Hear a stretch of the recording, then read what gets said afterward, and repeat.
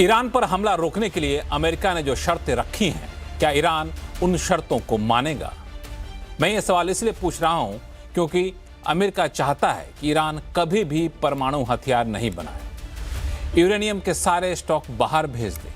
America चाहता है कि ईरान बैलिस्टिक मिसाइल कार्यक्रम खत्म कर दे। ऐसी कुल 15 शर्तें हैं अमेरिका की। उधर ईरान चाहता है कि अमेरिका खाड़ी के देशों में अपने वॉर बेस बंद कर दे, ईरान पर लगे सभी प्रतिबंध हटा दे, स्ट्रेट ऑफ हॉर्मुज पर ईरान का कंट्रोल हो और इसके इस्तेमाल के एवज में ईरान को फीस या टोल मिले। साथ ही ईरान ने यह भी कहा है कि इस युद्ध से उसे जो नुकसान हुआ है उसकी भरपाई भी की जाए।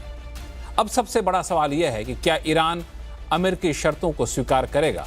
क्या अमेरिका ईरान की शर्तों को स्वीकार करेगा? अगर दोनों एक दूसरे की शर्तों को स्वीकार नहीं करते हैं तो बीच का रास्ता क्या हो सकता है? दोनों के बीच इजराइल का रुख क्या रहने वाला है? आज आवाज अड्डा में इन्हीं सवालों का जवाब ढूंढने की हम कोशिश करेंगे, क्योंकि हर कोई चाहता है कि युद्ध जल्द से जल्द खत्म हो। नमस्कार, मैं हूं लक्ष्मण राय और चर्चा में शामिल होने वाले अपने मेहमानों से आपका परिचय कराऊं। इससे पहले एक महत्वपूर्ण बात बता दूं कि अभी तक ईरान ने औपचारिक तौर पर स्वीकार नहीं किया है कि हमारे पास बातचीत का कोई प्रस्ताव आया है, और पर्दे के पीछे कहें तो ईरान ने अमेरिका के सारे प्रस्तावों को ठुकरा भी दिया है। लेकिन दूसरी तरफ अमेरिकी राष्ट्रपति ट्रंप बार बार ये दोहरा रहे हैं कि ईरान के साथ बातचीत चल रही है और अमेरिका बेहतर बार्गेन के पोजीशन में है। उन्होंने यहां तक दावा कर दिया कि ईरान उन्हें एक बहुत ही कीमती तोहफा दिया है इस नेगोशिएशन के दौर में। पहले डोनाल्ड ट्रंप की बाइट सुन लेते हैं, क्या कहा उन्होंने, फिर अपने मेहमानों से आपका परिचय कराऊंगा और फिर मैं चर्चा की शुरुआत करूंगा। With no nuclear weapons, and they've agreed to that. There won't be any nuclear weapons. They're not going to have, and they're not going to have enrichment, any of those things. But look, I hate to say that we're in a very good bargaining position, and I hate to say that they're defenseless because, you know, until that last missile is fired, they have little power. But we are in about the best bargaining position. We're way ahead of schedule. And again, they have no Navy and they have no Air Force and they have no missile protection, and most of their missiles are gone. Most of their launches we've killed. तो ये सुना आपने अमेरिकी राष्ट्रपति Trump का। इनका दावा तो यहाँ तक है कि ना सिर्फ बातचीत हो रही है बल्कि इनके जो प्रस्ताव हैं उनको ईरान ने स्वीकार भी कर लिया और इसके एवज में बहुत ही अच्छा तोहफा भी दिया है। लेकिन आखिर सच्चाई क्यों है, ये सवाल इसलिए पूछ रहा हूँ अमेरिकी राष्ट्रपति ट्रंप का बयान सुनवाने के बाद भी, क्योंकि किसी को अमेरिकी राष्ट्रपति ट्रंप पर इन दिनों भरोसा होता नहीं है। वो कहते क्या हैं, हो क्या रहा था, करेंगे क्या, इन तीनों में काफ़ी ज़्यादा अंतर होता है। इससे लोग कई तरह के सवाल उठाते हैं और इन्हीं सारे सवालों का जवाब हम ढूंढने की कोशिश करेंगे। हमारे साथ जुड़ रहे हैं इस बार खास मेहमान, ईरान से सीधे हमारे साथ लाइव जुड़ रहे हैं ईरान के अल मुस्तफ़ा यूनिवर्सिटी के रिसर्च स्कॉलर नज़र अब्बास रिजवी साहब। इसके अलावा हमारे साथ पूर्व डिप्लोमेट एम्बेसडर अशोक सज्जनहार साहब हैं, पूर्व आईएएस और strategic affairs analyst Thomas Mathew साहब हैं, defence expert retired major general K Sinha जी हैं और वरिष्ठ पत्रकार आरती टिक्कू सिंह जी। आप सही मेहमानों का बहुत बहुत स्वागत हमारे शो में। इस बार शुरुआत में करना चाहूँगा जो ईरान से हमारे साथ जुड़े हैं सीधे, अब्बास रिजवी साहब। अब्बास रिजवी साहब, ईरान तो साफ तौर से औपचारिक तौर पर किसी ऐसी बातचीत, अमेरिका के किसी प्रस्ताव को स्वीकार नहीं किया है, लेकिन जो खबरें छन के आ रही हैं कि 15 ऐसी शर्तें या प्रस्ताव में 15 बातें कही गई अमेरिका की तरफ से, आपको लगता है कि किसी भी सूरत में ईरान इन 15 प्रस्तावों को स्वीकार करेगा? बिस्मिल्लाहिर्रहमानिर्रहीम। देखिए, जो 15 इन्होंने प्रस्ताव दिए हैं उसमें सबसे पहला जो है वो कि ईरान जो है वो अपने न्यूक्लियर इन्रिचमेंट को बंद कर दे और यूरेनियम को दे दे। ये पहले पॉइंट पे अगर हम रुक जाएं तो ये सवाल किया जाना चाहिए ट्रंप से और यूएस से कि आपने बार-बार ये कहा है कि हमने ईरान के न्यूक्लियर प्रोग्राम को पूरी तरीके से नष्ट कर दिया है, बर्बाद कर दिया है। चाहे वो पिछले साल 12 दिन की जंग हो, चाहे वो अभी की जंग हो, बार-बार कह रहे हैं कि ना उनके पास न्यूक्लियर प्रोग्राम है, ना उनके पास मिसाइल्स हैं, ना एयर फोर्स है, ना नेवी है, कुछ भी नहीं है। और उसके बाद उन्होंने एक बार ये भी कहा था कि ईरान जो है वो डेड है, पूरी तरह से खत्म हो गया है। तो जब ईरान में कुछ बचा नहीं, तो ये नेगोशिएशन किसके साथ करना चाह रहे हैं? क्या नेगोशिएट करना चाह रहे हैं? वाक़ई आपने जो शुरू में कहा कि आजकल जो है ट्रंप की बातों का किसी को भरोसा नहीं रहता, वो कहते कुछ हैं और करते कुछ हैं, क्योंकि उनको खुद भी नहीं पता होता कि वो क्या कह रहे हैं और अगले 6 घंटों बाद या अगले 12 घंटों बाद वो क्या बयान बदलने वाले हैं। तो ईरान के अंदर जो इस वक़्त फ़िज़ा है, ईरान की आवाम की मैं बात करूँ या ईरान का जो पूरा निज़ाम है, यहाँ की लीडरशिप है, उनका बिल्कुल क्लियर स्टैंड है कि हमारी फिलहाल अभी तक कोई भी बात जो है वो अमेरिका के साथ नहीं हुई है और हम अमेरिका के ऊपर किस तरह से भरोसा करें कि 2 बार नेगोशिएशंस के दरमियान हम नेगोशिएशन टेबल के ऊपर थे, हम बातचीत कर रहे थे और यही बात चल रही थी, न्यूक्लियर प्रोग्राम की बात चल रही थी। उसके दौरान हमको धोखे से हमारे ऊपर हमला किया गया पिछले साल भी और इस साल भी। इसलिए ट्रम्प जैसे शख्स से बात करने का कोई फ़ायदा नहीं है, क्योंकि जिस तरह के इन्होंने प्रस्ताव दिए हैं, आप देखिए कह रहे हैं कि बैलिस्टिक मिसाइल का प्रोग्राम बंद कर दें।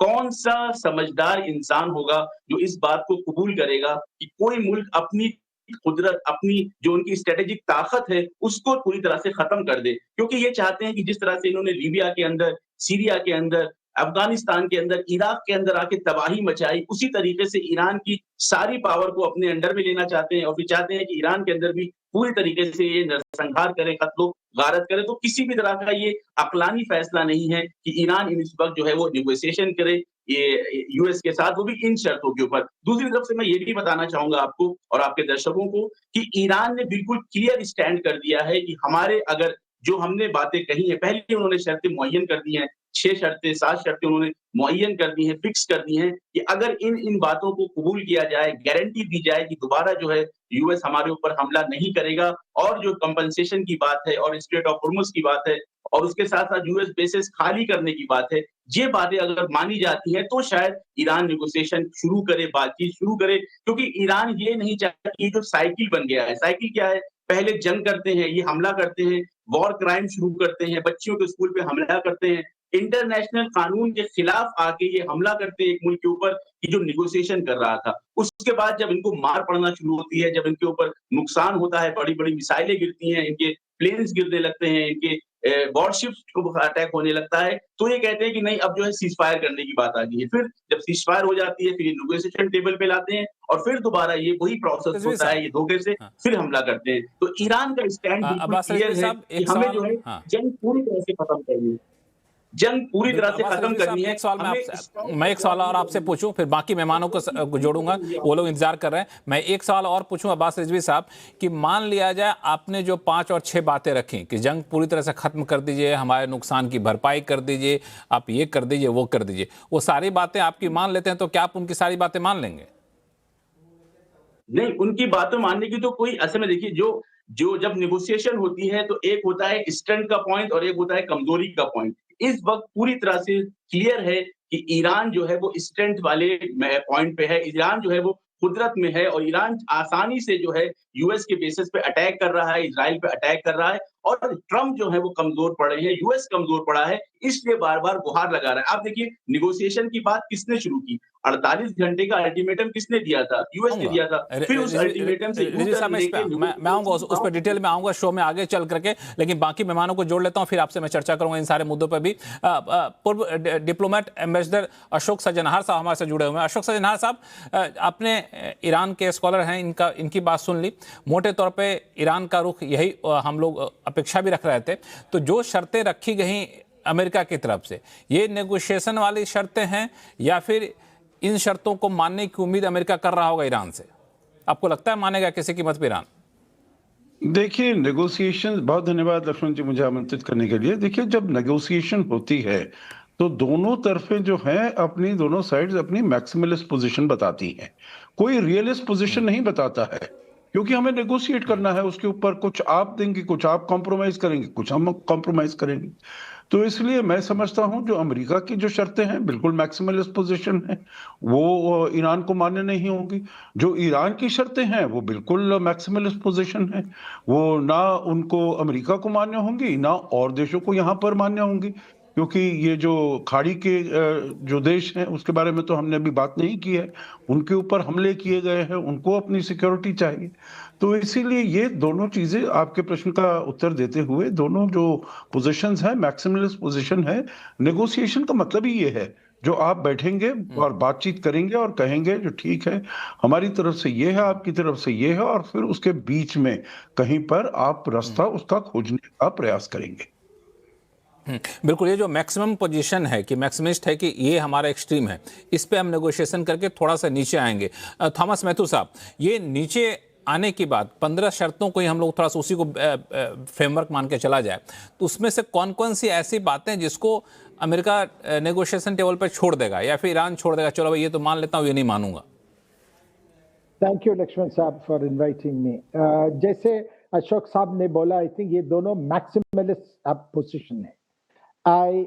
मैं अब रिजवी साहब जो बोला, I agree with him that जो किया है it is a violation of international law. But एक चीज हमें याद रखना पड़ेगा, we have to be realist. American power को अंडर एस्टिमेट नहीं कर सकता है। प्लीज अंडरस्टैंड, अभी अमेरिका का rapid that is immediate response force 82nd airborne अपना शिप यूएसएस ट्रिपोली और बॉक्सर में they are moving towards the site. ये जो एक्सपीडिशनरी फोर्सेस है with in 17 out to 18 hours में जहां भी लैंड करके ऑपरेशन स्टार्ट कर सकता है।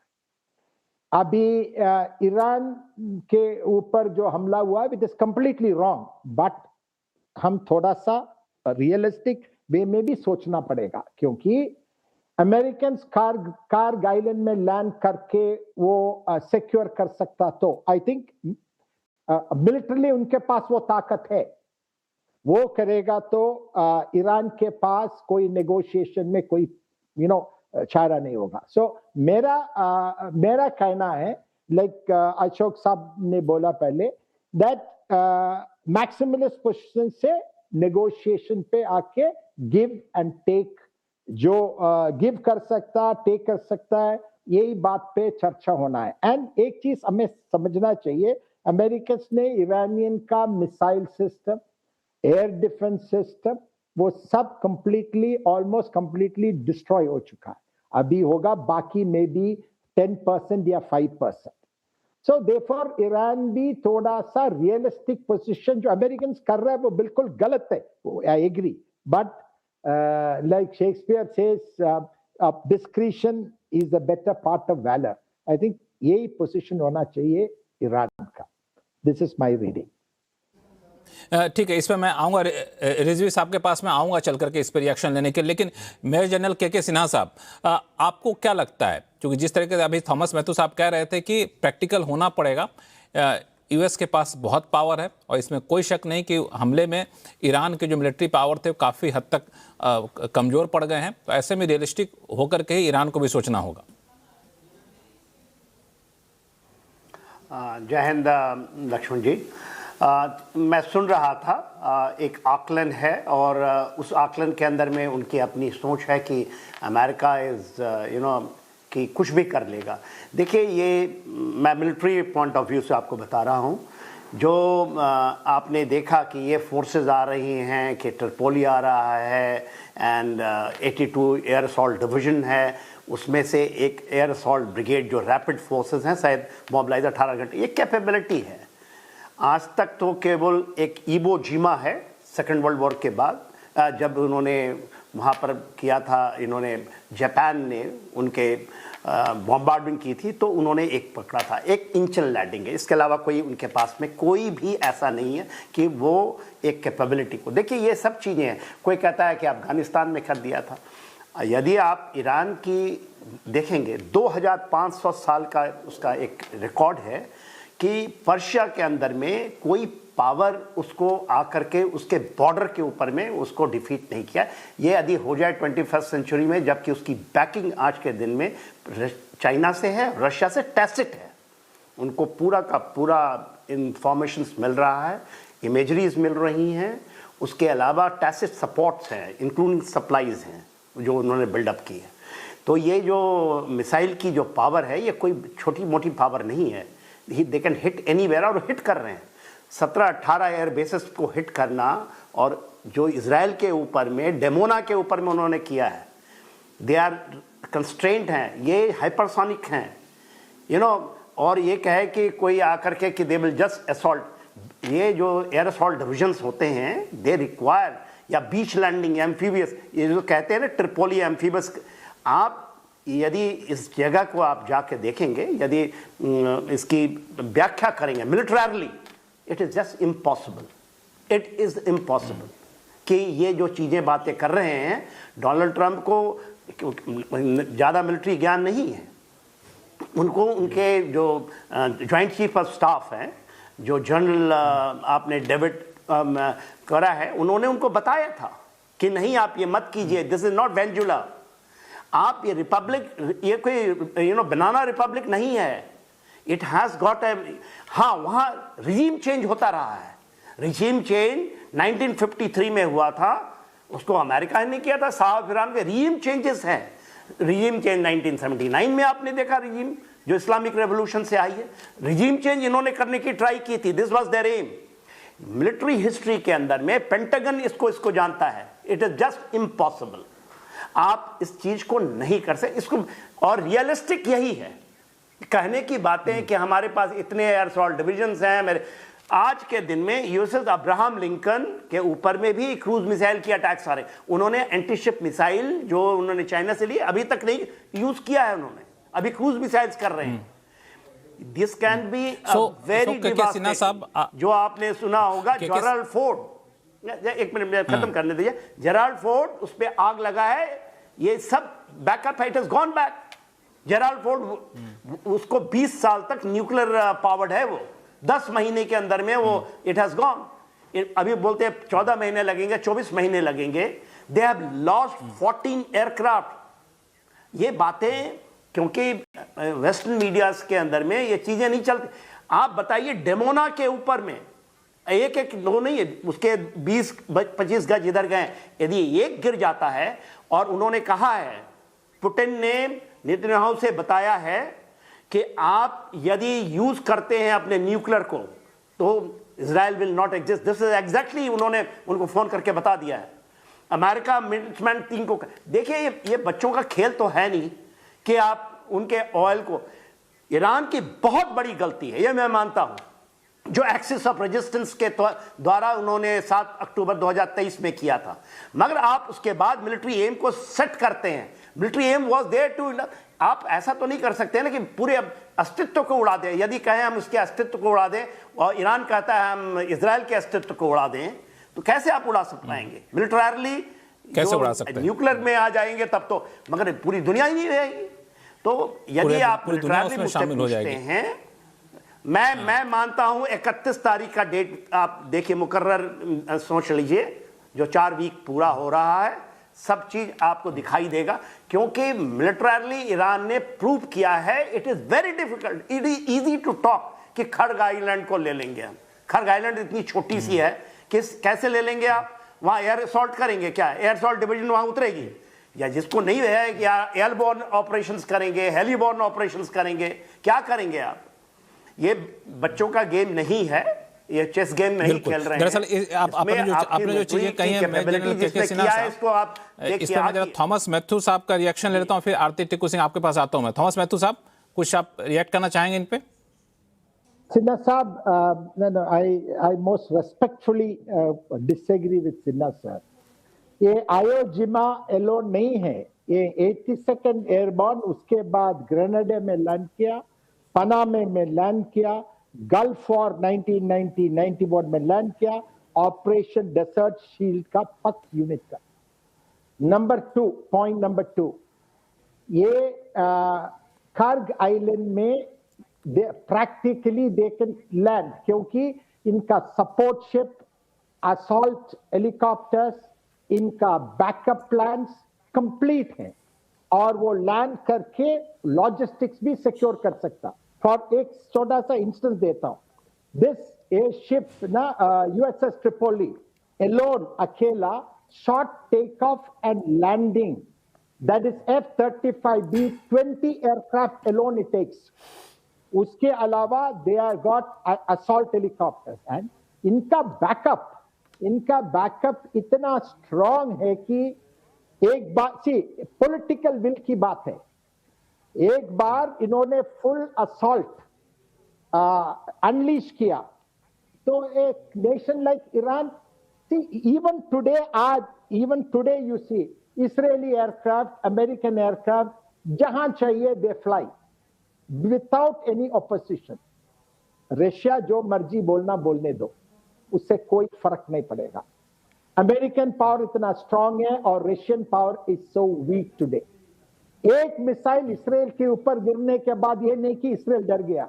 मैं सिर्फ यही बता रहा हूं, I am supporting international law, but you have to be realistic.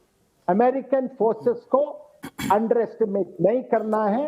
वो कार्ग आइलैंड पे लैंड करना तो they will land without a problem. वहां कोई ऑपोजिशन तो है ही नहीं, वहां तो एयर डिफेंस सिस्टम तो है ही नहीं। हाँ जी, आपकी बातें सुन ली गई हैं। दरअसल मैं जाना चाहता आरती टिक्कू सिंह जी के पास, लेकिन मेजर जनरल के सिन्हा साहब इशारा करें, कुछ ऐड करना चाहते हैं इसमें। सर देखिए, ये थियोरेटिकली तो बहुत अच्छी बातें हैं कि they are the power to reckon with, but यही power to reckon with 20 years they were defeated in Vietnam, they were defeated in Afghanistan. 10 दिन का मौका मिला था, उन्होंने कहा 5 दिन में भाग जाओ, भाग गए। तो ये दिस इज़ रॉन्ग। ठीक है, आकलन सही होगा साहब, उन्होंने भी बहुत ये किया है। We all know the military history, military हम उसको पढ़ते हैं, डेली करते हैं। दीज आर फिक्शंस बहुत अच्छे हैं, खर्ग में पकड़ लेंगे, ये कर लेंगे, आने वाला समय बताएगा। यदि हमारी आकलन इतनी ही है, आप स्टेट ऑफ हार्मोज के अंदर ही नहीं घुस सकते। ये दिस रिस्ट्रिक्टेड एरियाज हैं। Persian gulf is a restricted area, it has in mind, it has got anti-ship missile, ये सब चीजें नहीं थी पहले। आप एंटी-शिप मिसाइल तो क्यों आप रखे हैं वहां से 1500 किलोमीटर दूर? आपने बोल रहे थे कि अब्राहम लिंकन को। देखिए, आने वाला समय बताएगा। आप 31 तारीख का देखिए, इस महीने की तारीख को 4 वीक पूरा होगा। ये they will get A of ramp and get away, and ये होगा। 12 दिन की लड़ाई में इन्होंने रियलाइज किया था, मगर कहीं ना कहीं उनको गलत इंफॉर्मेशन जो दिया है, और खास करके मैं नहीं नाम लूंगा, जो उनके मोसाद हैं या CIA है, ये गलत इंफॉर्मेशन है। They have got the capability. IRGC को कम मत आके आप।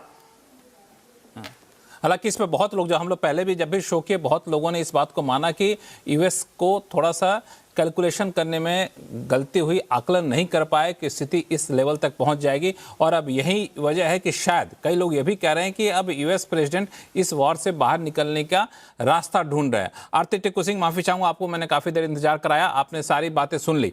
क्या माना जाए कि अब सबसे बड़ी चुनौती US के लिए है कि हम सुपर पावर हैं, सुपर पावर रहेंगे, और यही साबित करते हुए निकल जाए चुपचाप यहां से? वो बेस्ट केस सिनेरियो होगा लक्ष्मण, की अमेरिका अपना जो नैरेटिव और प्रोपेगेंडा चला रहा है कि वो ये जंग जीत चुके हैं और उन्होंने ईरान को नस्त नाबूद किया है, उन्होंने उनकी न्यूक्लियर कैपेबिलिटीज खत्म कर दी है, उन्होंने उनके पूरा रेजीम के जितने भी पर्सनल थे वो मार दिए। लेकिन ये जंग सिर्फ और सिर्फ प्रोपेगेंडा और नैरेटिव से नहीं जीती जाती है। या मिलिटरली बिल्कुल US सबसे बड़ा सुपर पावर है दुनिया में, इसमें कोई भी डाउट किसी को होना नहीं चाहिए, ना है। लेकिन जंग सिर्फ मिलिट्री वेपन्स और आपके पास इकोनॉमिक पावर होगी, मिलिट्री माइट होगी, उससे नहीं जीती जाती। इनफैक्ट लगातार इतिहास में अमेरिका ने जितनी जंगें लड़ी है, सुपर पावर होने के बावजूद वो लगातार ये बड़ी बड़ी जंगें जो है वो हार गया। और ईरान भी जो आज दिखा रहा है, मुझे लगता है कि इतिहास में ईरान का नाम लिखा जाएगा कि एक वाहिद कंट्री जिसने अमेरिका को चैलेंज किया।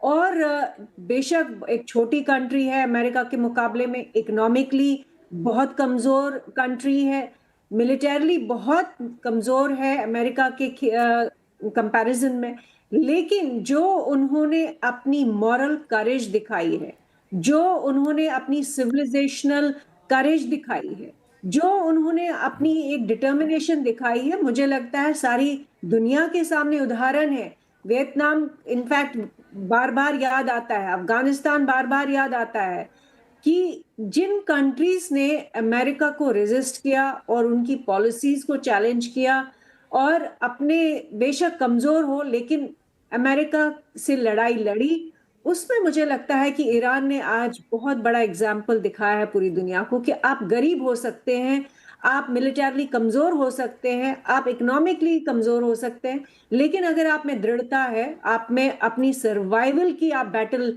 लड़ने के लिए तैयार हैं, आप चाहे कोई कुछ भी कहे, वो आप जंग ऑलरेडी जीत चुके हैं। और मेरे हिसाब से ईरान ये जंग ऑलरेडी जीत चुका है। इतनी छोटी सी कंट्री, इतने बड़े बड़े, आप सोचे कि इजराइल जिनके पास न्यूक्लियर कैपेबिलिटी है, न्यूक्लियर वेपन्स भी है, लेकिन आज तक कभी किसी ने उनके ऊपर सवाल खड़ा नहीं किया कि क्यों है उनके पास। पाकिस्तान के पास न्यूक्लियर वेपन्स है, आज तक अमेरिका को कभी कभी भी इस पे आपत्ति नहीं हुई। इनफैक्ट पाकिस्तान के न्यूक्लियर वेपन्स बनाने में भी उनका हाथ था, इजराइल को कभी उन पे आपत्ति नहीं हुई। तो सिर्फ ईरान पे क्यों ये आपत्ति? मुझे लगता है कि पूरी दुनिया के सामने ये उदाहरण है। इतिहास में बच्चों को सिखाया जाएगा कि अगर अपने अस्तित्व की लड़ाई लड़नी है तो ईरान की तरह लड़िए। तो दूसरी बात ये, बिल्कुल, ये काफी इंपॉर्टेंट, हाँ सॉरी, अपनी दूसरी बात पूरी कर ली जल्दी। क्या अमेरिका इसमें से निकल जाएगा क्या पतली गली से, ये कह के कि उन्होंने जंग जीत ली?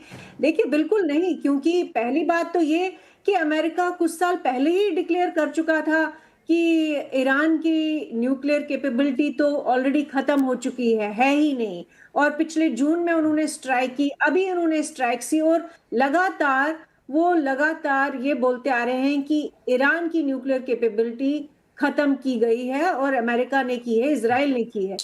और अगर ये ऑब्जेक्टिव था तो ये ऑलरेडी अकम्प्लिश था, इसको लड़ने की जरूरत क्या थी? ये जरूरत क्या थी? बिल्कुल इंपॉर्टेंट पॉइंट आपने कहा। एक चीज और आपने जो कहा आरती टिकू सिंह जी, वो बड़ा इंपॉर्टेंट था कि पाकिस्तान के पास न्यूक्लियर क्षमता है, उसको तो आप कुछ नहीं कह रहे हैं, ईरान बना रहा है तो उस पर आपको आपत्ति हो रही है। इस पर एम्बेसडर अशोक सज्जनहार आपके पास आऊंगा, लेकिन एक सवाल अब्बास रिजवी साहब, आप तो खुश हो रहे होंगे, अभी हमारे आरती टिकू सिंह कह रही थी कि आप लोग वॉर तो जीत चुके हैं, अब नैरेटिव की लड़ाई यूएस लड़ रहा है, लेकिन इससे पहले दो बातें निकल कर सामने आई। वो एक तो ये कि यूएस के पास मिलिट्री पावर काफ़ी ज़्यादा है और ईरान काफ़ी कुछ खो चुका है, तो अब ईरान के पास विकल्प काफ़ी कम बचे हुए, रास्ते काफ़ी कम बचे हुए। दूसरा पक्ष ये था जो मेजर जनरल के सिन्हा साहब कह रहे थे कि आप ईरान को हल्के में ले नहीं सकते, लेकिन ट्रंप बार बार दावा कर रहे हैं कि आपके एयरफोर्स को तबाह कर दिया गया, नेवी तबाह हो गई, आपके न्यूक्लियर प्रोग्राम को ख़त्म कर दिया गया, तो फिर आपको ये सारी बातें मानने में दिक्कत क्या? वो सारी चीज़ें तो अभी वैसे आपके पास नहीं है। जी देखिए अभय जी, मैं कुछ पॉइंट्स हैं मैंने नोट किया है, मैं एक एक करके उन पे आऊंगा। सबसे पहले तो मुझे ताज्जुब होता है कि दुनिया ट्रम्प की बातों को अभी भी यकीन करती है। ट्रम्प कह रहे हैं एयरफोर्स खत्म होगी, नेवी खत्म होगी, मिसाइल खत्म होगी, तो इसको सच माना जाता है। मुझे इसका ताज्जुब होता है कि कैसे हो सकता है एक ऐसे इंसान का कि जो घड़ी घड़ी अपना बयान बदलता है, उसके बिना पे लोग अपना मानसिक मतलब अपना आइडियोलॉजी बनाए, अपना नजरिया कायम करे कि ट्रंप ने कह दिया है कि मिसाइल प्रोग्राम खत्म हो गया है तो इसका मतलब है खत्म हो गया है। अगर खत्म हो गया है तो मुसलसल जो यहाँ से अब्बास रिजवी साहब, ट्रंप की बातों पे लोग भरोसा करते हैं, मैं आपके पास आप ही के पास आ रहा हूँ। ट्रंप की बातों पे इसलिए भरोसा करते हैं लोग क्योंकि ट्रंप ने कहा जी हम ड्यूटी लगाएंगे, 48 घंटे बाद ड्यूटी लगा दे। ट्रंप ने कहा जी हमला करेंगे ईरान पे, हमला कर दिया। ट्रंप ने कहा जी हम 48 घंटे का अल्टीमेटम दे दिया। तो ऐसी बात नहीं, हर बात को नजरअंदाज कर दिया है, इसलिए कई बातें कहते हैं, कर भी देते हैं, कई बार व्यवहारिक नहीं लगता। अल्टीमेटम दे दिया तो क्या अल्टीमेटम के बाद उन्हें यूटर्न नहीं मारा? यूटर्न मारने की उनको जरूरत क्यों पड़ी? अगर देखिए यूएस का जो नेचर है ना, यूएस का जो व्यवहार है, जो उनका तरीकेकार है, वो कभी भी कमजोर के साथ निगोशिएशन की बात ही नहीं कर सकते हैं। यूएस का वो जो खूंखार रवैया है, वो कमजोर को हमेशा दबाते हैं, पीसते हैं, मारते हैं। हमेशा निगोशिएशन की बात ताकतवर के साथ की जाती है, एक बात। दूसरी बात, ये जो कहा जा रहा है सब कुछ खत्म हो गया है, तो जब सब कुछ खत्म हो गया है तो निगोशिएशन की बात क्यों है? आप आए, ईरान के ऊपर कब्जा कर लें, पूरे मुल्क के ऊपर कंट्रोल कर लें, यहाँ पे पूरे जो है तख्ता पलट करा दें। वो क्यों नहीं कर पा रहे? क्योंकि ये सारी हवाई बातें हैं। दूसरी बात मैं ये कहना चाहूंगा कि अमेरिकन मोरालिटी का जनाजा जो है वो निकल चुका है। अमेरिकन के जो बड़े बड़े दावे थे, ह्यूमन राइट्स का दावा था और जो है वुमेन राइट का दावा था, इंसानियत का जो दावा था, वो जो पूरा जो है गज़ा की जंग के बाद उसका जनाजा निकल चुका है। लेकिन मैं ये चीज़ हाइलाइट करना चाहूँगा अपने रिस्पेक्टेड जो साथी यहाँ मौजूद हैं कि इंशाल्लाह आप देखेंगे कि इस जंग के बाद अमेरिकन मिलिट्री सुप्रीमेसी का भी जनाजा निकल जाएगा। ये जो बातें होती हैं कि अमेरिका बहुत पावरफुल है, अमेरिका के पास ये है, अमेरिका के पास वो है, कोई नई बात नहीं है। इसी तरह की अब्राहम लिंकन की बात हो रही थी, इसी तरह के जेराल्ड फॉल्क की बात जंग की शुरुआत में हो रही थी कि वो धीरे-धीरे जो है स्ट्रेट ऑफ हुर्मुज़ की तरफ आ रहा है और डराया जा रहा था ईरान को। दुनिया में माहौल बनाया जा रहा था कि जब ये बड़े-बड़े वॉरशिप आएंगे तो ईरान तबाह हो जाएगा, बर्बाद हो जाएगा। एक मिसाइल भी इन वॉरशिप से जो है वो नहीं दागी गई ईरान की तरफ और ये हज़ारों किलोमीटर दूर खड़े हैं। फिर माहौल वही बना है। मुझे ताज्जुब हो रहा है कि दुनिया फिर उसी चक्कर में फँस रही है कि एक बहुत बड़ा वॉरशिप आ रहा है, बहुत ट्रूप्स हैं और बहुत सारे तो क्या मुझे ये बताइए क्या वेस्ट एशिया में अमेरिकन ट्रूप्स मौजूद नहीं थे?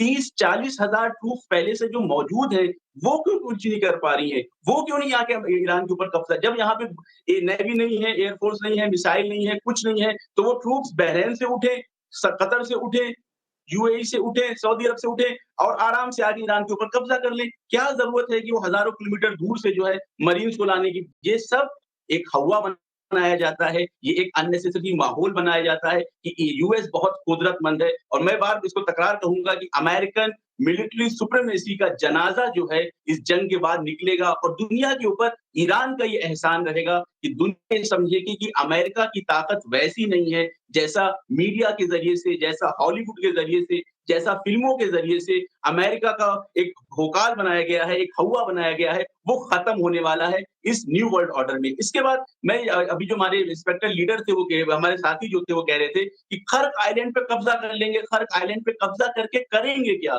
खर्क आइलैंड पे कब्ज़ा करने के बाद ये तेहरान है क्या? खर्क आइलैंड क्या वो ये कैपिटल सिटी है ईरान का?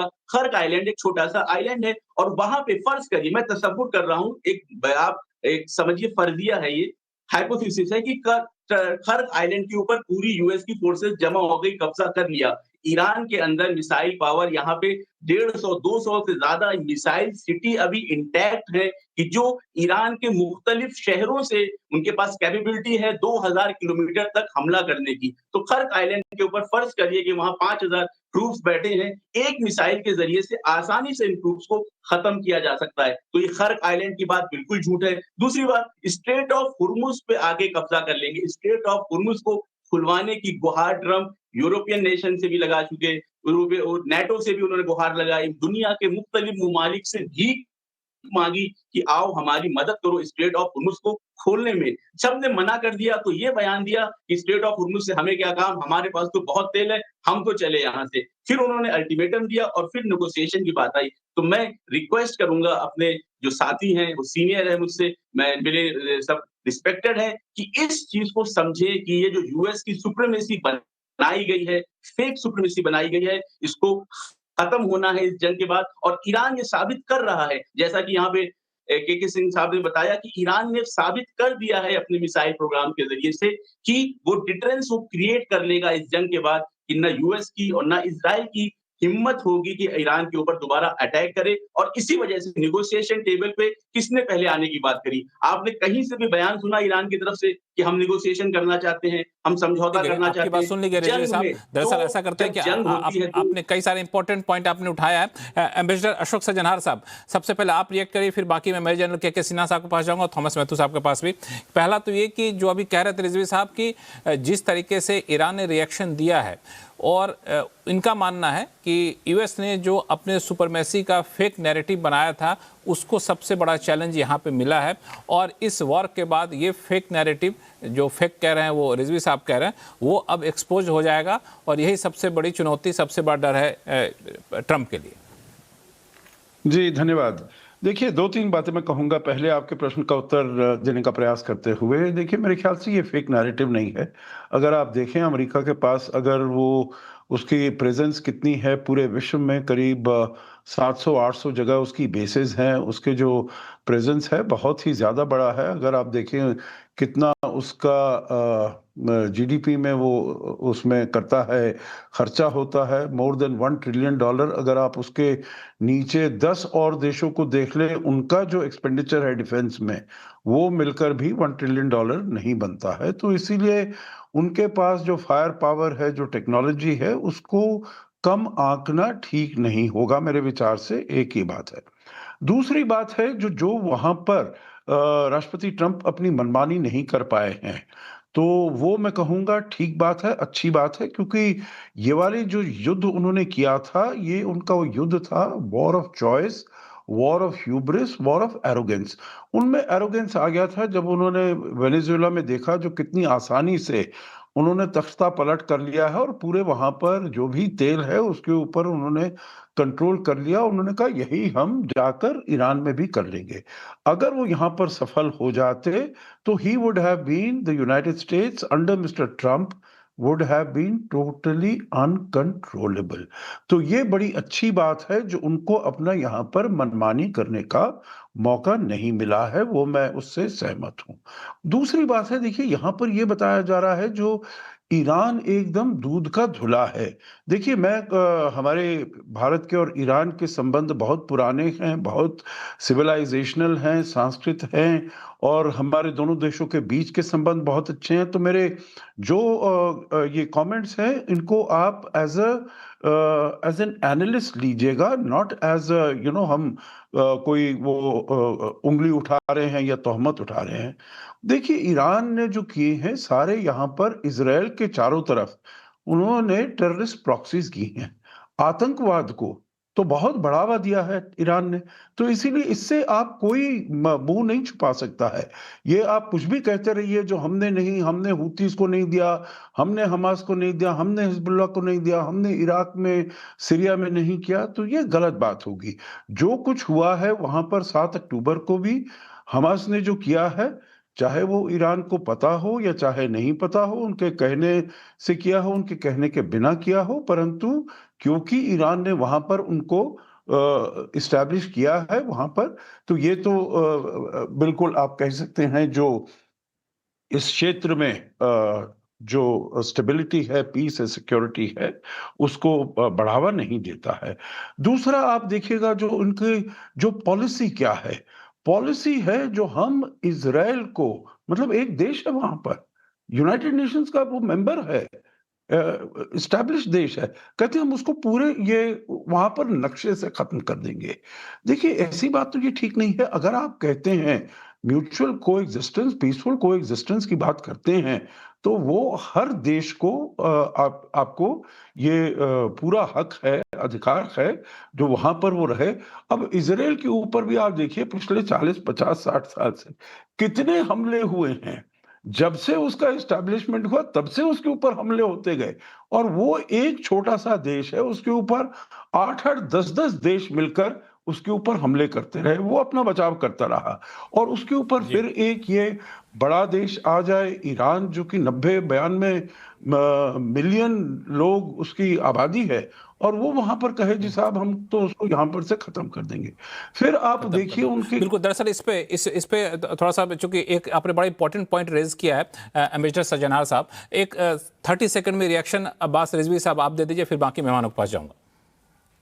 नहीं, क्योंकि मेरे पास और भी है थोड़ी बातें, पर फिर वो उसमें आप मैं आता हूँ, मैं शो में चल के आगे आऊँगा आपके पास, क्योंकि आपने ईरान पे जो सवाल उठाए हैं, रिजवी साहब से रिएक्शन लेता हूँ। पहले तो मैं जो हमारे बुजुर्ग हैं अशोक जी, उनसे कहना चाहूंगा कि मैं खुद एक हिंदुस्तानी हूँ, मैं ईरान में रहता हूँ, मैं ईरानी नहीं हूँ। तो मैं इसको क्लियर करना चाहता हूँ कि मैं ईरानी नहीं हूँ, मैं खुद इंडियन हूँ। और दूसरी बात जो आपने कही कि आतंकवाद को बढ़ावा देता है, मैं आपसे पूछना चाहूंगा और आपके माध्यम से बाकी दर्शकों से भी कहूंगा कि इसको चेक करें, इसको देखें। क्या भारत सरकार ने हमास, हिजबुल्लाह, यमन के अंसारुल्लाह, इराक के पीएलओ जो हजूर शाबी है, क्या भारत सरकार ने इसको आतंकवादी घोषित किया है? कहीं पे भी अगर आप मुझे दिखा दें तो मेरे इल्म में इजाफा होगा। ये जितनी भी ऑर्गेनाइजेशन का नाम है, ये भारत सरकार के मुताबिक जो है वो टेररिस्ट ऑर्गेनाइजेशंस नहीं हैं। तो इसलिए मैं ये आपसे रिक्वेस्ट करूँगा कि कभी भी मीडिया में भी या कहीं पे भी इसको ये ना कहा जाए कि आतंकवादी संगठन है। आतंकवादी संगठन नहीं है, लिबरेशन मूवमेंट्स हैं कि जो आज़ादी के लिए लड़ रहे हैं। उसके बाद आपने कहा इज़राइल के ऊपर हमला होता है। आपने 50 साल पुरानी बात कही, मैं कहूँगा आप 80 साल पहले जाएँ। इज़राइल बना किस तरह से है, उसके ऊपर भी बात होनी चाहिए। एक अलग से डिबेट होनी चाहिए कि इज़राइल बना किस तरह से है, किस तरह से फिलिस्तीनियों को बंदूक की ज़ोर से उसके वहाँ से निकाला गया, उनको घर से निकाल के बेघर किया गया। आज भी वो रिफ्यूजी में 2, 3, 4 नस्लें गुजर गई हैं। जॉर्डन में, इजिप्ट में, मुख्तलिफ ममालिक में वो रिफ्यूजी बन के रह रहे हैं। तो अगर इतिहास की बात है तो 50 साल पीछे ना जाएँ, 80 साल पीछे जाएँ। इज़राइल बना किस तरह से है? आपने कहा कि यूनाइटेड नेशन का मेंबर है। कितने रिज़ॉल्यूशंस यूनाइटेड नेशंस के हैं जिसकी मुखालफत की है? अलल ऐलान इज़राइल मुखालफत करता है। आज तक जो है न्यूक्लियर एनपीटी को साइन नहीं किया। इराक के अंदर 2-3 रिज़ॉल्यूशन की मुखालफत की थी इराक ने। पूरा जो है वो नेटो पहुँच गया, यूएस पहुँच गया और बर्बाद करके रख दिया 20 साल इराक को। लेकिन साहब थोड़ा सा हम लोग इतिहास में जाएंगे तो फिर डिबेट से थोड़ा सा भटक जाएंगे, क्योंकि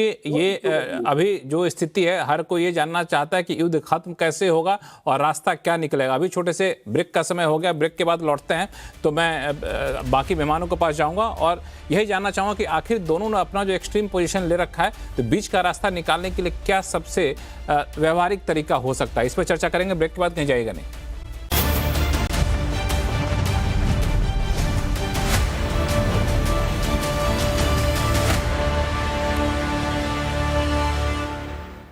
ब्रेक के बाद आपका फिर से आपका स्वागत है। हम लोग चर्चा कर रहे हैं कि ईरान युद्ध में अमेरिका की तरफ से जो शर्तें रखी गई हैं उसको ईरान कितना मानेगा और ईरान की तरफ से जो शर्तें रखी गई हैं उसको अमेरिका कितना मानेगा। ब्रेक पे जाने से पहले अलग अलग व्यूज़ निकल कर सामने आए, लेकिन अब सबसे बड़ा सवाल जो कि हर कोई यही जानना चाहता है कि आखिर बीच का रास्ता क्या हो सकता है। मेजर जनरल के सिन्हा साहब, शुरुआत आपसे करना चाहूँगा। अमेरिका की किन बातों को मान लेना चाहिए ईरान को, चूंकि बातचीत की पहल अमेरिका ने की, वही अमेरिका जिसके बारे में कहा जाता है कि सुपर पावर है, बहुत तबाह कर दिया, उसके सारे मिलिट्री बेस को ख़त्म कर दिया, ये कर दिया, वो कर दिया, फिर भी ट्रंप आगे आके बोल रहे हैं कि हम बातचीत करने को तैयार है, ये हमारा प्रस्ताव है। ठीक है, उस प्रस्ताव को पूरी तरह से मानना संभव नहीं है, तो आपके हिसाब से ईरान को किन बातों पर तैयार हो जाना चाहिए? लक्ष्मण जी, आप मुझे 10 सेकंड देंगे? मैं जरा, क्योंकि हमारे जो जरा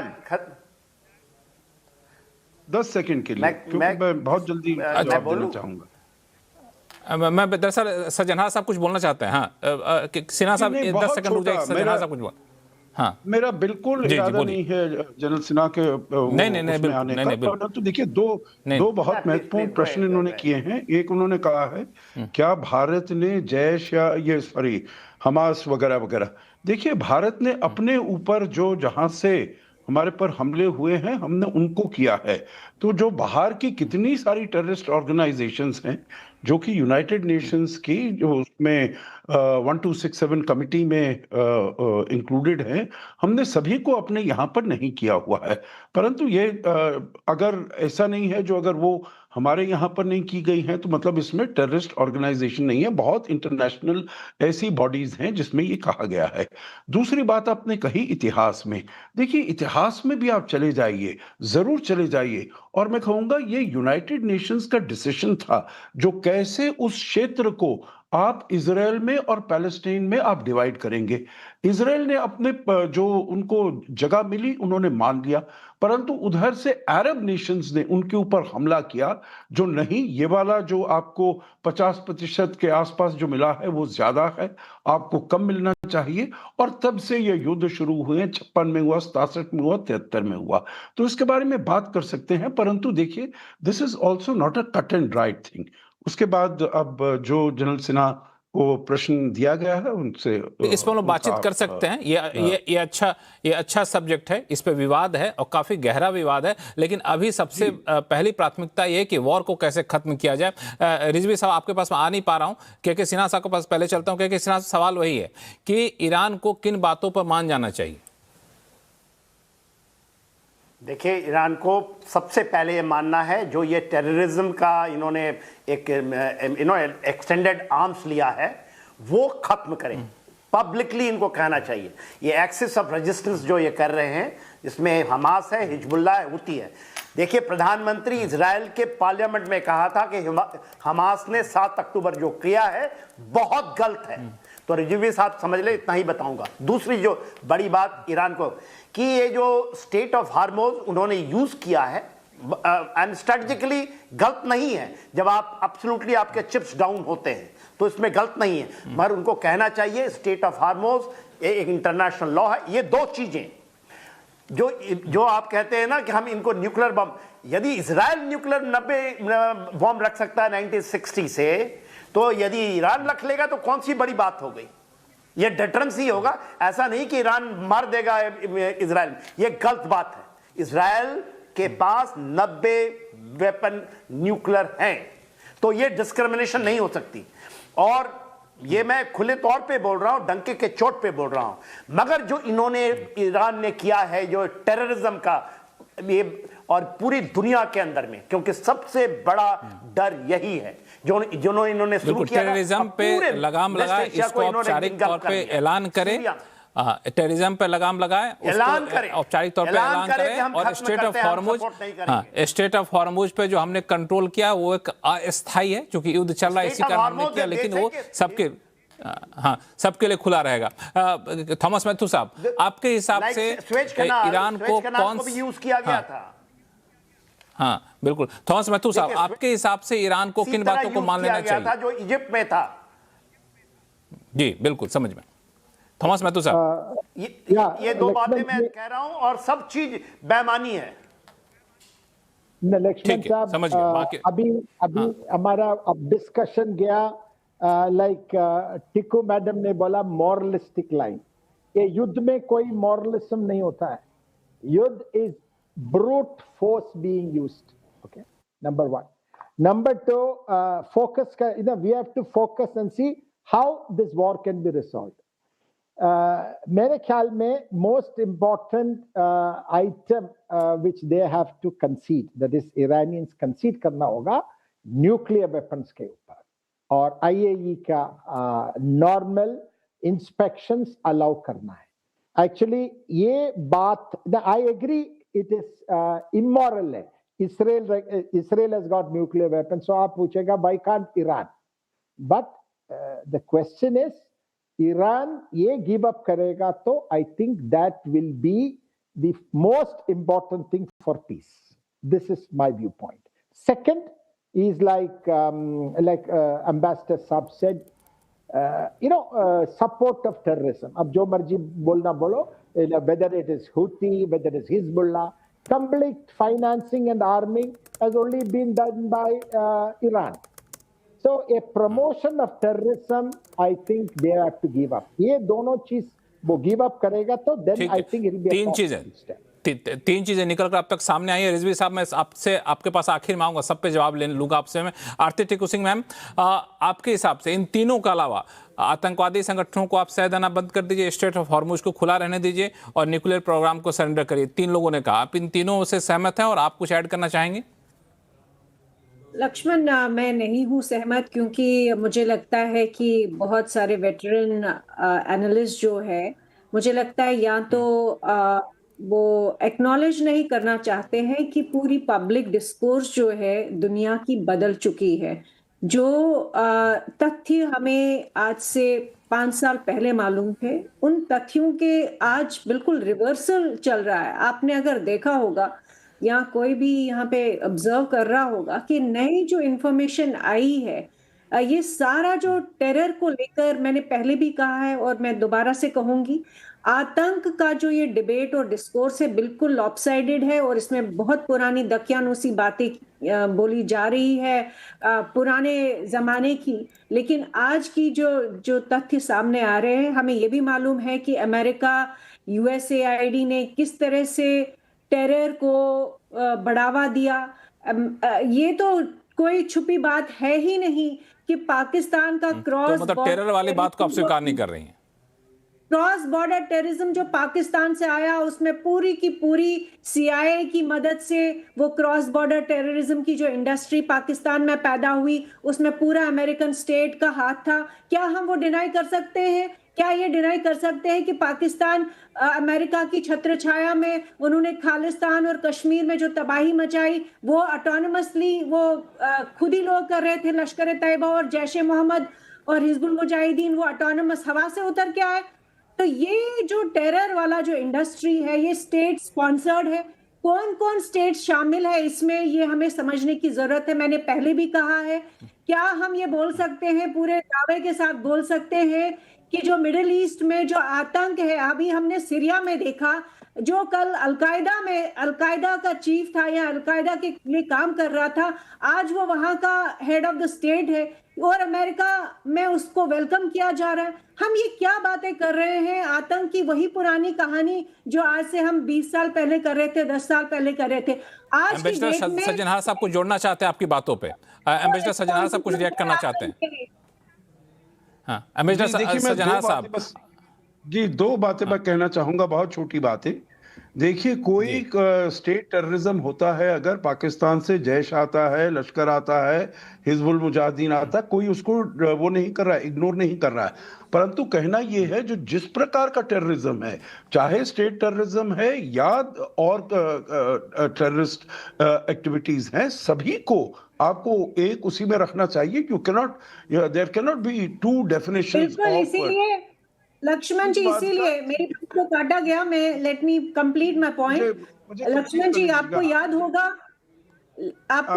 लक्ष्मण जी, दीजिएगा। एक बार सज्जनहार मैं आपके पास आ रहा हूँ। आरती टिक्कू सिंह आपके पास आ रहा हूँ। एक बार अशोक सज्जनहार साहब को बोलने दीजिए, फिर आपके पास ही आ रहा हूँ मैं। अशोक सज्जनहार साहब अपनी बात पूरी करिए। कमेंट देखिए, जहां तक as far as nuclear weapons are concern, देखिए पूरी दुनिया ने ये कहा है जो ईरान के पास न्यूक्लियर वेपन्स नहीं हो सकते। Even as far as India's position is concern, it is very categorical, जो हमें और न्यूक्लियर वेपन स्टेट्स विश्व में नहीं चाहिए। क्योंकि अगर आप वहां पर देखेंगे, अपनी बात पूरी करिए sir. It's a very unstable region, और अगर वहां पर ईरान बनता है, आप देखिए सऊदी अरेबिया को कोई नहीं रोक पाएगा वहां पर न्यूक्लियर वेपन्स लेने के लिए। सऊदी अरेबिया लेता है, तुर्की को कोई नहीं रोक पाएगा वहां पर न्यूक्लियर वेपन, वहां पर होल्ड लग जाएगी। It will create even more instability in that particular region. बिल्कुल। आरती टिक्कू सिंह अपनी बात जल्दी से पूरी करिए, फिर सिन्हा साहब के पास जाऊंगा, फिर रिजवी साहब के पास आ रहा हूं मैं। लक्ष्मण जी, बहुत जो सबसे मैं कहूंगी वाइज बात इस सेंचुरी की अगर किसी ने की है, वो हिंदुस्तान से निकली और प्रधानमंत्री मोदी जी ने की। और वो बात उन्होंने कही ऑपरेशन सिंदूर के बाद कही कि दोबारा से कोई आतंकी हमला होगा हिंदुस्तान पे तो हम उसको एक्ट ऑफ वॉर मानेंगे।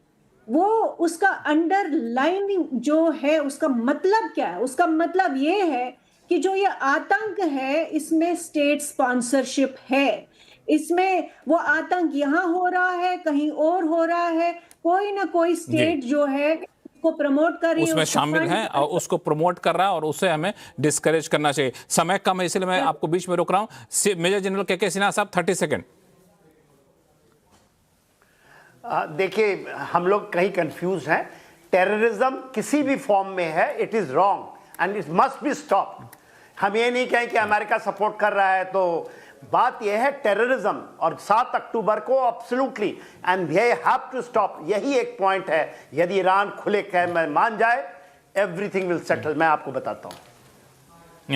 अब्बास रिजवी साहब, जवाब दीजिए। 3 बातें। आतंकवाद को बढ़ावा नहीं देंगे, ईरान इस बात को खुले तौर पर स्वीकार कर ले। स्टेट ऑफ हॉर्मुज खुला रखेंगे, इसको स्वीकार कर ले। न्यूक्लियर प्रोग्राम सेंडर कर देंगे, इसको स्वीकार कर ले। जी, सबसे पहले मैं न्यूक्लियर प्रोग्राम पे कहूंगा, क्योंकि वो बात बहुत वाज़ेह सी है, साफ सी है। न्यूक्लियर प्रोग्राम को 28 बार ट्वीट करके ट्रंप ने कहा था हमने खत्म कर दिया था। दुनिया के कान पक गए थे कि न्यूक्लियर प्रोग्राम ईरान का खत्म हो चुका था, और अभी वो कह रहे हैं कि न्यूक्लियर खत्म, एयरफोर्स खत्म, सब कुछ खत्म। तो न्यूक्लियर प्रोग्राम की बात तो रह नहीं गई, एक बात। दूसरी बात, ये जो आतंकवाद की बात है, जो आरती मैम ने बहुत अच्छे से यहाँ पे रखी है, कि आतंकवाद को देखने का चश्मा जो है ना, वो हमें वेस्ट से लेना बंद करना होगा। कौन आतंकवादी है, कौन रेजिस्टेंस मूवमेंट है, ये हमें पढ़ के समझना पड़ेगा, हमें स्टडी करनी पड़ेगी, हमें देखना पड़ेगा लेबनान में हिजबुल्लाह क्यों बनी, कब बनी, कैसे बनी। जब बैरूत पे कब्जा कर लिया इजराइल ने, उसके बाद वहां के जवानों ने खड़े होकर हिजबुल्लाह बनाई और 2000 में जाके उनको बैरूत से बाहर निकाला। तो ये चीज कहना कि हिजबुल्लाह आतंकी है, हमास आतंकी है, अंसारुल्लाह आतंकी है, बहुत आसान है। जैसे कि मैम ने यहाँ पे कहा कि जौलानी जिसके ऊपर $10 मिलियन का इनाम था, वो आतंकवादी था, लेकिन अब वो व्हाइट हाउस में टाई लगा के बैठता है, वो ट्रंप का दोस्त है। इसी तरीके से पाकिस्तान में मुख्तलिफ टेररिस्ट ऑर्गेनाइजेशन की वो पाठशाला है, वहां पे ट्रेनिंग ली जाती है, चाहे अफगानिस्तान के हो, चाहे सीरिया के हो, लेकिन क्योंकि अमेरिका के स्ट्रेटेजिक पार्टनर है, वहां पे कोई टेररिज्म का पार्ट नहीं पढ़ाया जाता। तो मेरी आपके जरिए से जो दर्शक हैं, जो जवान हैं, उनसे रिक्वेस्ट है कि रेजिस्टेंस मूवमेंट्स को टेररिस्ट कहना बंद करना होगा दुनिया को। और इस जंग के बाद में यहाँ पे ये भी ऐड कर दूं कि इस जंग के बाद दुनिया देखेगी कि जो रेजिस्टेंस मूवमेंट है, उनको रेजिस्टेंस मूवमेंट कहा जाएगा, उनको आतंकवादी नहीं कहा जाएगा, क्योंकि वो अपनी आजादी के लिए लड़ रहे हैं। जिस तरह से भगत सिंह लड़ रहे थे, जिस तरह से चंद्रशेखर आजाद लड़ रहे थे, उस जमाने में अमेरिका, उस जमाने में इंग्लैंड की जो किताबें थी, इंग्लैंड की जो शब्दावली थी, इसमें चंद्रशेखर आजाद जो है टेररिस्ट थे। ठीक है, आपने न्यूक्लियर और आतंकवादी वाली बात कह दी। स्टेट ऑफ हॉर्मुज पे अपना रिएक्शन दे दीजिए, फिर हम लोग शो को समाप्त करना होगा। थोड़ा सा शब्द 30 सेकंड मिलूंगा। स्टेट ऑफ हॉर्मुज जो है, आपको पता होगा कि 12 नॉटिकल माइल्स तक जो है समंदर के अंदर वो उस मुल्क का हिस्सा शुमार होता है, और स्ट्रेट ऑफ हॉर्मुज जो है वो सबसे नैरो जहां पे है वो 21 नॉटिकल माइल्स है। तो पहली बात ये कि स्ट्रेट ऑफ हॉर्मुज में इंटरनेशनल वाटर्स नहीं है। फिर वो जो जगह जहां पे 21 माइल, जहां पे 21 नॉटिकल माइल का मामला है, ओमान की तरफ से और ईरान की तरफ से, ओमान की तरफ शैलो वाटर है, बड़े बड़े शिप वहां से गुजर ही नहीं सकते। तो टेक्निकली और कानूनी एतबार से स्ट्रेट ऑफ हॉर्मुज से गुजरने के लिए किसी भी शिप को ईरान के हिस्से से, ईरान की सरजमीन से गुजरना होगा, और अगर ईरान चाहे तो वहां पे शुल्क लगा सकता है, फीस लगा सकता है। अभी तक ईरान की शराफत थी कि वहां पे कोई भी वहां पैसे नहीं लगा रहा था, शुल्क नहीं लगा रहा था, लेकिन अगर वो लगाता है तो ये बिल्कुल उसका कानूनी हक है। किसी भी तरह का ये जुर्म नहीं है, किसी भी तरह का ये इंटरनेशनल कानून की मुखालफत नहीं है, क्योंकि ये ईरान का हिस्सा है जहां से वो शिप गुजर रहे हैं, वो इंटरनेशनल वाटर्स नहीं है कि जहां से हर तरीके से सारे। आप आपकी बातें सुन ली गई, चूंकि शो का समय समाप्त हो रहा है, लेकिन इशारा कर रहे हैं कि सिन्हा साहब 10 सेकंड हमारे पास समय। सिन्हा साहब बस, ये बहुत गलत बात कर रहे हैं। यदि आप 9 एंड 10 चैनल देखेंगे, हमारे अंडमान निकोबार के बीच से गुजरता है, तो हम ये कह दें कि ये हमारी चैनल है, वो हमारे टेरिटोरियल वाटर में है। लक्षद्वीप से बिल्कुल गलत बात है कि ये लॉजिक स्वीकार करने लायक नहीं है। थॉमस मैथ्यू साहब, आप भी इशारा कर रहे हैं, एक लाइन बस। न्यूक्लियर प्रोग्राम उनको गिव अप करना होगा, क्योंकि उन्होंने 1968 में एनपीटी साइन किया है और एनपीटी रेटिफाई भी किया है, और they should allow IAEA inspectors to check. ठीक है, आपने खुद स्वीकार किया कि हम न्यूक्लियर प्रोग्राम नहीं चलाएंगे, आपने खुद साइन किया है, तो आपको न्यूक्लियर प्रोग्राम को सरेंडर करना चाहिए। बहुत ही फैक्चुअल लॉजिक दिया यहाँ पे थॉमस मैथ्यू साहब ने। लेकिन शो का समय यहीं खत्म हो रहा है। बहुत इंटरेस्टिंग मोड पे ये शो है, लेकिन शो को समेटना होगा। आप सभी मेहमानों का बहुत बहुत धन्यवाद अपना कीमती समय निकालने के लिए। आवाज अड्डा में फिलहाल इतना ही। देखते रहिए CNBC आवाज। नमस्कार।